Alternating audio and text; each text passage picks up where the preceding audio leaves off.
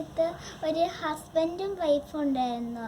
ആ ഹസ്ബൻഡിന് വേറെ ഒരു പെണ്ണിനെ ഇഷ്ടമായിരുന്നു.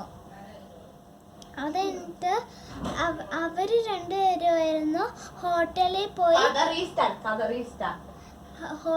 പോയി തിന്നുന്നത്.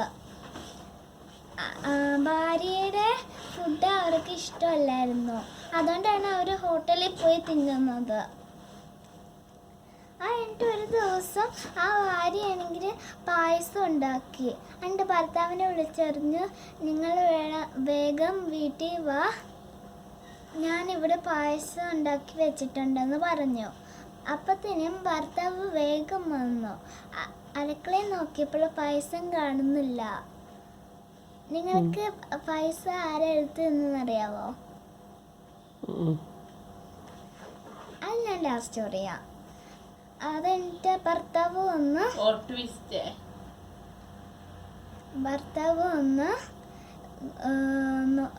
ഭാര്യ ഒന്ന് നോക്കിയപ്പോൾ പൈസ ഇല്ലല്ലോ.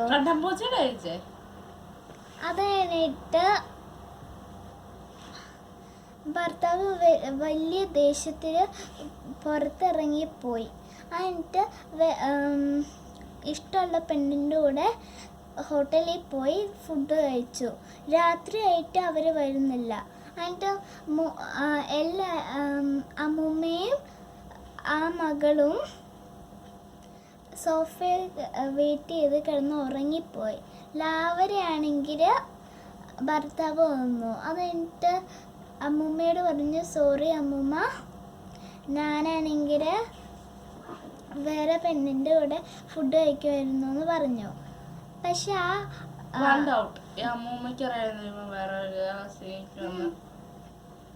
ഭാര്യയ്ക്കാണെങ്കിൽ വലിയ ദേഷ്യമായി. പക്ഷെ ഭാര്യയ്ക്ക് സങ്കടവും ഉണ്ടായിരുന്നു. എന്താന്ന് വെച്ചാൽ ഭർത്താവ് വന്നപ്പോൾ ആ പായസം ആരാ എടുത്ത് കുടിച്ചതെന്ന്. എന്നിട്ട് ഭർത്താവ് പറഞ്ഞു, ഞാനാണെങ്കിൽ ഒരു ഓഫീസ് ട്രിപ്പിൽ പോവാ, 1 മാസം എടുക്കും ഞാൻ വരുമ്പോഴെന്ന് പറഞ്ഞു. എന്നിട്ട് ഭർത്താവ് ഓഫീസ് ട്രിപ്പിന് പോയി. അപ്പത്തിന് ഓഫീസ് ട്രിപ്പിലാണ് പോയത്. ആ പെണ്ണിൻ്റെ കൂടെ പോയതാണോ?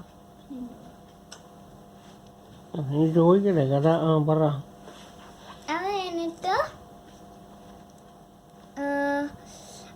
ആ പെണ്ണ് അടുക്കളയിൽ പോയി കുക്ക് ചെയ്യാൻ പോയി. അപ്പത്തേനും ഒരു മാന്ത്രിക ആള് വന്ന് ഫുഡിൽ ഒരു പൊടി ഇടുന്ന ഒരു മാന്ത്രിക പൊടി ഫുഡിൽ ടേസ്റ്റ് വരാൻ. അത് കഴിഞ്ഞിട്ട് അതാരാന്നറിയാവോ നിങ്ങളൊക്കെ? അതും ഞാൻ ലാസ്റ്റ് പറഞ്ഞുതരാം. നിങ്ങൾ ഗസ് ചെയ്യണം. ഞാൻ ഓപ്ഷൻസും തരാം. പിന്നെ ആ മാന്ത്രിക പൊടിയിട്ട് ഫുഡ് കഴിക്കുമ്പോഴൊക്കെ എല്ലാവരും പറഞ്ഞു നല്ല ഫുഡാണ്, എൻ്റെ മക്കൾ കുറേ കഴിച്ചു എന്നൊക്കെ പറയുക. പിന്നെ ഒരു ദിവസം എൻ്റെ ഭർത്താവ് വന്നു. 1 മാസം കഴിഞ്ഞിട്ട് ഭർത്താവ് വന്നപ്പോൾ അമ്മമ്മയുടെ ഒക്കെ പറഞ്ഞു, ഞാൻ ഓഫീസ് ട്രിപ്പിലല്ല പോയത്, ഞാൻ എൻ്റെ വേറെ ലവറിൻ്റെ അടുത്താണ് പോയതെന്നൊക്കെ പറഞ്ഞു. അപ്പത്തിനും അവളെന്നെ പറ്റിച്ചതാ, ഹോട്ടലിൽ പോയി ഫുഡ് കഴിച്ച് എൻ്റെ പൈസയൊക്കെ തീർപ്പിച്ചു എന്ന് പറഞ്ഞു. പിന്നെ അവരുടെ ഭാര്യയ്ക്ക് എന്താണെന്ന് മനസ്സിലായില്ല. പായസം ആരാ എടുത്തിരുന്നത്? എല്ലാ ഞാൻ വീട്ടിൽ നല്ല ഫുഡ് ഉണ്ടാക്കി വെച്ചാൽ അതെല്ലാം കാണാതെ പോകും. ഒരു ദിവസം ആ ഭാര്യയെ വിഷമിച്ച് കഴിയുമ്പോൾ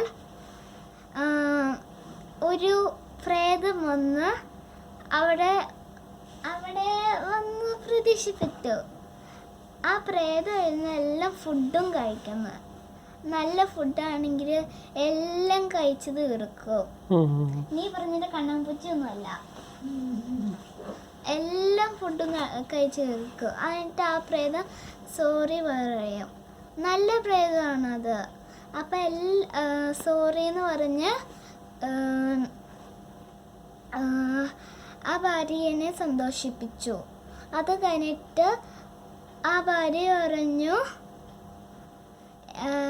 ഞാൻ ക്ഷമിക്കാം, പക്ഷെ നീ എനിക്ക് ഒരു സഹായം ചെയ്യണമെന്ന് പറഞ്ഞു. അപ്പോൾ പ്രേതം പറഞ്ഞു ഓക്കെ എന്ന് പറഞ്ഞു. എന്നിട്ട് ആ ഭാര്യ പറഞ്ഞു, സഹായം നിങ്ങൾക്ക് എന്താണെന്നറിയാവോ? അത് എൻ്റെ കൂടെ കുക്ക് ചെയ്യണമെന്ന് പറഞ്ഞു. ആ മാന്ത്രിക മസാലപ്പൊടി ഇട്ട്. അപ്പോൾ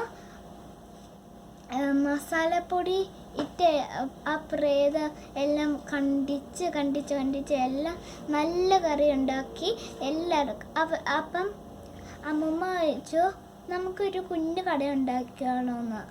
അപ്പോൾ കുഞ്ഞു കട ഉണ്ടാക്കി എല്ലാം ഫുഡും വിറ്റ് കാശുണ്ടാക്കി. എന്നിട്ട് അവർ വലിയ വീടും വലിയ ഹോട്ടലും ഉണ്ടാക്കി. ആ ഒരു പെണ്ണ് ചോദിച്ചു, നിങ്ങളിത് വീട്ടിൽ നിന്നാണ് കൊണ്ടുവരുന്നത് അതോ കടയിൽ ഉണ്ടാക്കിയെന്ന്? അപ്പം ആ ഭാര്യ പറഞ്ഞു വീട്ടിൽ നിന്നാണ്. അത് കഴിഞ്ഞിട്ട് ആ പ്രേതം ആ പെണ്ണിൻ്റെ ബോഡി കയറി. അത് എന്താന്ന് വെച്ചാൽ അവൻ്റെ ഭർത്താവില്ലേ ദേഷ്യമായിരുന്നില്ലേ, അതുകൊണ്ട് അവർ ആ പ്രേതത്തിനുള്ള ഫുഡിൽ എന്നാണ്ടൊക്കെ ചേർത്തു. അപ്പം അത് ചീത്ത പ്രേതമായി. എന്നിട്ട് അതിൽ കയറി എല്ലാവർക്കും വിഷമുള്ള ഫുഡ് കൊടുത്ത് എല്ലാവരും മരിച്ചുപോയി. അമ്മൂമ്മ മാത്രം ജീവിച്ചിരിപ്പുണ്ടായിരുന്നു. അത് കഴിഞ്ഞിട്ട് ആ പ്രേതം അറിയാതെ എന്താന്ന് വെച്ചാൽ അവർ എവിടെയാണ്ട് പോയപ്പോൾ എന്നാണ്ട് ചരട്ട് എന്നാണ്ട് കെട്ടിക്കൊടുത്തു. അപ്പം തന്നെ ആ പ്രേതമാണെങ്കിലും ഇറങ്ങിപ്പോയി. ആ എന്നിട്ട് എല്ലാവരും സന്തോഷമായിട്ട് ജീവിച്ചു. ഭർത്താവാണെങ്കിൽ ആ ഒരു മരമുള്ള സ്ഥലത്ത് അവിടെ ഇരുന്ന് എല്ലാവരും തിന്നുന്നതൊക്കെ കണ്ടുകൊണ്ടിരുന്നു. അത്രയേ ഉള്ളൂ.